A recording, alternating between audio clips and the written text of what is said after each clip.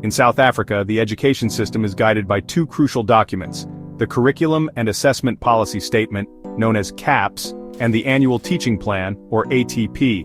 These documents are essential for teachers to plan and deliver effective lessons. CAPS provides a comprehensive framework for each subject. It outlines the content, skills, and values that students should acquire at each grade level. The ATP, on the other hand, is a year-long plan that helps teachers schedule and organize their teaching. The CAPS document is like a roadmap for teachers, showing them where they need to go with their students. It ensures that all learners across South Africa are working towards the same learning outcomes. The ATP, on the other hand, is like a timetable. It helps teachers to break down the CAPS document into manageable chunks. By using both CAPS and the ATP, teachers can ensure that their lessons are aligned with the national curriculum. They also ensure that they are covering all the necessary content. These documents are particularly important for mathematics education, a subject that builds upon itself year after year. A strong foundation in mathematics is essential for success in many fields, making a teacher's adherence to CAPS and the ATP of paramount importance.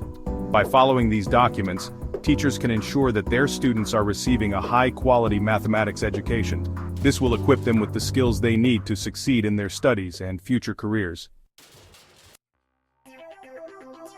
Macro-level planning is the first step in the lesson planning process. This is where teachers take a broad look at the entire academic year.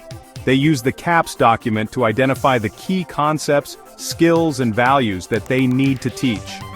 The ATP then helps them to allocate time for each topic and to sequence the content in a logical way. For example, in grade 10 mathematics, a teacher might use the CAPS document to identify algebra, geometry, and trigonometry as key topics. The ATP would then help the teacher to determine how many weeks to spend on each topic. Macro-level planning ensures that all of the necessary content is covered during the year.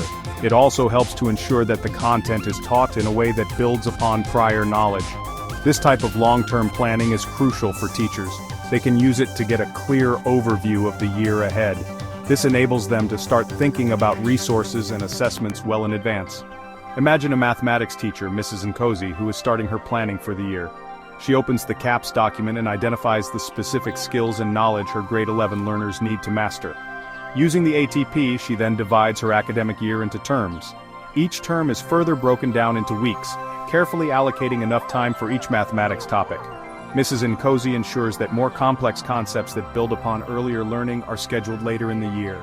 She realizes that this macro-level planning forms the foundation of her teaching journey for the year. By the end of this process, Mrs. Nkosi has a clear roadmap that will guide her through the entire academic year, ensuring a structured and comprehensive learning experience for her students. Meso-level planning delves into more detail. This is where teachers plan for a shorter period, such as a term or a month. They break down the macro plan into smaller, more manageable units. For instance, if a teacher has allocated 6 weeks for algebra in the macro plan, the meso plan will outline what needs to be covered each week. This level of planning allows teachers to go deeper into the content and develop specific learning objectives for each week or unit. At the meso level, teachers start thinking about the specific resources they will use. They also consider the types of assessments they will conduct to monitor student progress. For example, a teacher might decide to use more group work during a particular week.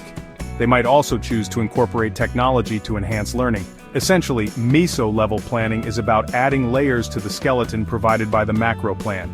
This ensures that each week contributes effectively to the overall learning goals of the year. Let's go back to Mrs. Nkosi, our dedicated mathematics teacher. Having laid out her year-long plan, she now focuses on the first term. She breaks down the term into smaller, more manageable units. For example, if the first term focuses on algebra, she might dedicate a week each to exponents and scientific notation, followed by 2 weeks on linear equations.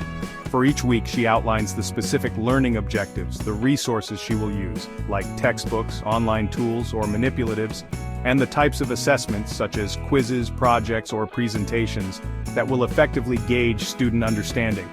Through this meso-level planning, Mrs. Nkosi breathes life into her yearly plan, ensuring each week is well-structured and leads her students steadily toward achieving the overall learning outcomes.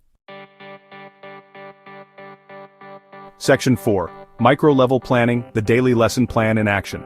Micro-level planning is the most detailed level of planning and focuses on individual lessons.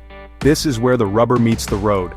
Teachers plan out each lesson minute by minute, considering the specific activities, resources, and assessments they will use.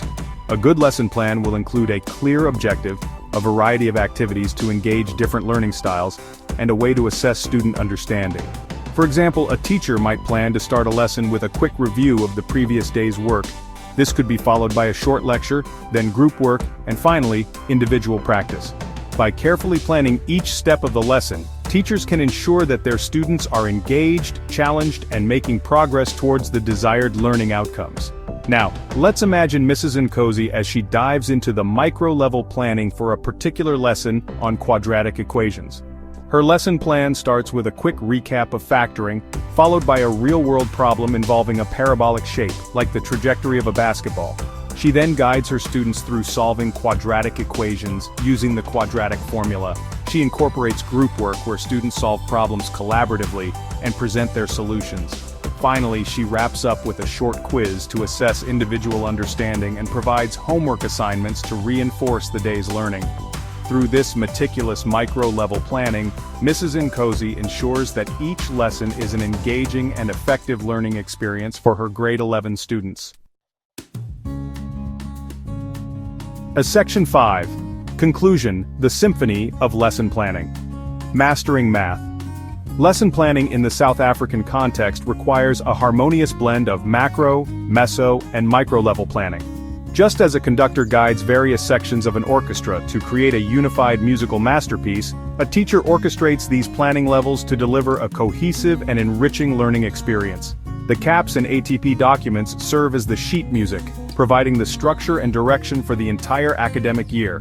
Macro-level planning sets the stage, outlining the grand vision for the year. Meso-level planning adds the layers and textures, breaking down the journey into manageable units. Finally, micro-level planning brings the music to life with each carefully planned lesson. By understanding and effectively implementing these three levels of planning, South African mathematics teachers can empower their students to succeed in the world of numbers and beyond.